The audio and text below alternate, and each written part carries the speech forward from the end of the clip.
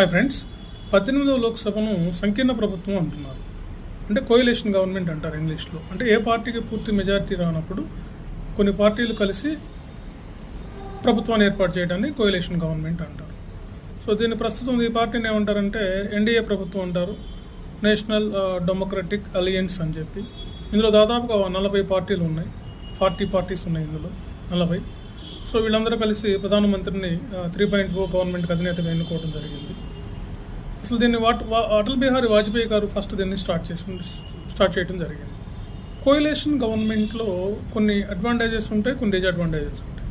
Advantages కానీ చూసినట్లయితే కేంద్రం నియంతగా వ్యవహరించడానికి ఇక్కడ అవకాశం ఉండదు. కేంద్రం తీసుకునే నిర్ణయాలు మిగిలినటువంటి భాగస్వామ్య పార్టీలతో కలిసి నిర్ణయాలు తీసుకోవాల్సిన అవసరం ఉంటుంది. రాష్ట్రాలకు కొంత ప్రాధాన్యత ఇవ్వడం జరుగుతుందన్నమాట. ఏ రాష్ట్రాల నుంచి ఒక మద్దతు తీసుకుంటారో ఆ రాష్ట్రాల నుంచి. అదేవిధంగా కొన్ని నష్టాలు కూడా ఉన్నాయి. ఎందుకంటే